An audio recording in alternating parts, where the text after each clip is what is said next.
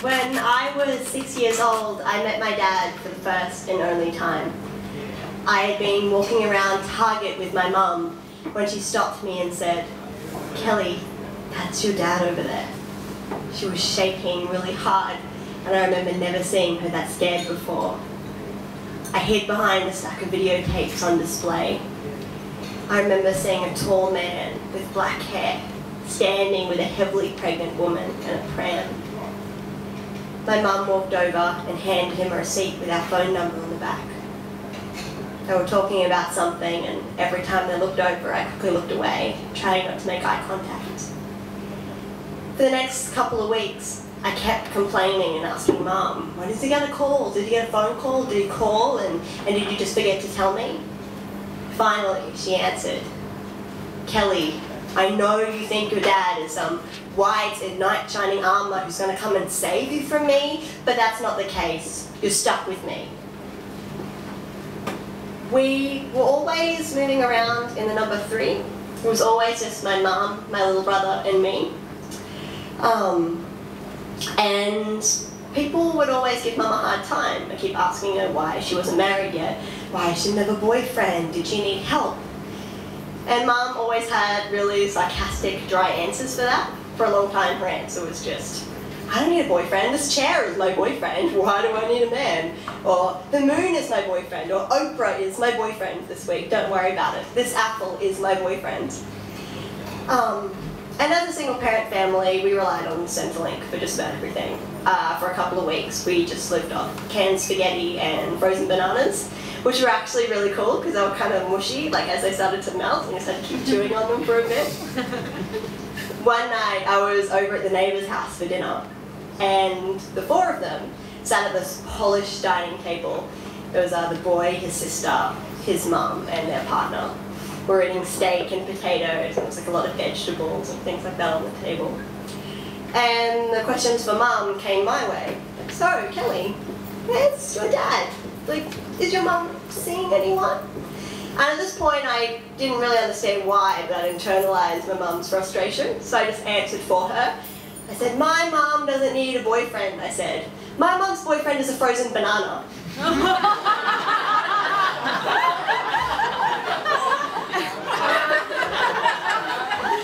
That's what they did too. And at the time, I didn't really understand why. I thought I just told this great joke. I was like, yes, like, I'm 6 years old, I'm a feminist and a comedian. I didn't know that. And I was so proud of myself, and they were just right next door, so I just walked home that night. And I was really pleased with myself. I couldn't wait to tell my mum. And she was a little bit drunk at that point, and she was just kind of like dancing around the room with her head down. My brother was still sitting at the dining table on a pile of phone books so that he could reach, like, plates of spaghetti, canned spaghetti hadn't been cleared yet. I was trying to get her attention. I was like, "Mom, Mom, I'm back." And she kind of just kept dancing, and like, "Mom!" I kept trying to get her attention, you know, she'd be like, just to let me know she was listening, even though I was like killing her vibe. And I was just like, "Mom, okay, I got back." I was like, "I told a really good joke. They were being really annoying, you know, and I told them that your boyfriend is a frozen banana." And she just stops, like, "You said what?" And she starts to move over. I'm like, yeah, I made you a joke, you know, like, then they can stop asking why we don't have a dad around. "Kelly!" And even though she was still pretty drunk, she was just so mortified. It's like, "Kelly, what? You said that?" "Kelly, they think I'm having sex with bananas." And so she was just really, really embarrassed, and I'm still smiling like an idiot, like waiting for the part where she tells me I'm a funny girl and that I did well. I was like, okay, keep going. She goes, "Kelly, you have to go back and tell them, you have to explain." It's like, thinking, no, like, that joke was a public service. That joke defended our family. I'm so proud of that joke. Even at that age, I knew that was bad form to go back and take a joke back. Like, by the way, I didn't mean that last night. Even though, like, in my head, it was completely true. And I understand that just stealing my mum's joke didn't make me a comic genius. And Mum was just really upset, and I was so annoyed that I didn't get the credit I'd been expecting. And I was just really wanting to get my mum's attention again, but that was fine. I was like, "No, tomorrow you're going back."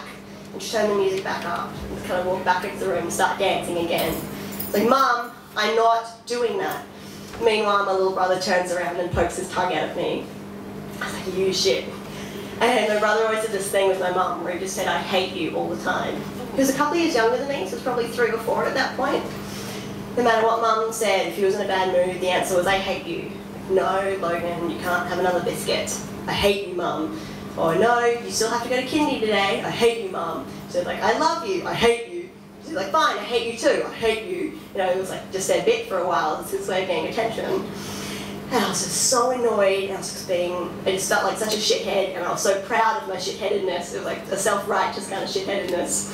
And so I just said to mum, I said, I hate you.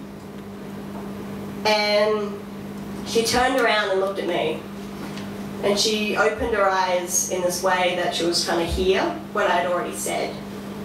And I kind of look back at that moment and I wonder about what being a mother and what being a father really means. And I think if being a mother is being kind and sweet and generous and creative, and if being a father is the role of giving out tough love and being able to accept all the negative emotions a child gives you and just trying to be the strong figure who just takes it all and says, yep, I'm a symbol for everything horrible with the world, just give it to me. And if being a mother means being able to forgive you and create a sense of belonging no matter what, and if being a father means putting a roof over your head and making sure that there's something on the table every night, then my mum was my mum and my dad. I did have a dad. Her name was Dana. And we didn't need my dad, who asked her for an abortion and never contacted us again when she didn't get one. We didn't need my brother's dad, who shoved mum and one day pushed her right over and then stopped contacting the government and just went right off the grid. We didn't need all of her boyfriends who were illiterate and drunk or had hepatitis or were so rich that they forgot how to feel. At that point, mum just needed one fewer person in her life to stop nagging her, just someone to give her a break. And here I was, being this complete dick of a child, the kind of child who doesn't hit sometimes. I meant it in the moment. I said, I hate you, Mum. And she came over to me and she said, what did you say? I said, I hate you. And she just says, no you don't. Said, yes I do. She goes, no, your brother says that all the time, but you've never said that before. I said, I think it all the time. I've just never said it until now because I didn't want to hurt your feelings. And she just started crying, but smiling at the same time. And I couldn't understand it, and I was just so annoyed, and she hugged me so tightly.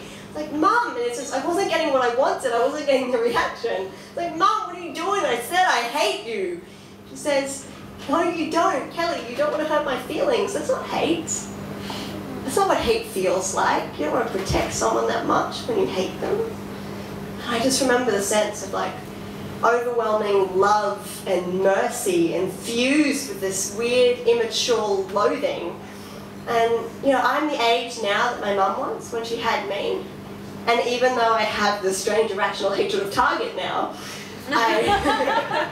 I am still so grateful that I had someone who loved me enough for 2 people, but who also was smart enough to know when someone doesn't hate you as well. Cool. Thanks for listening.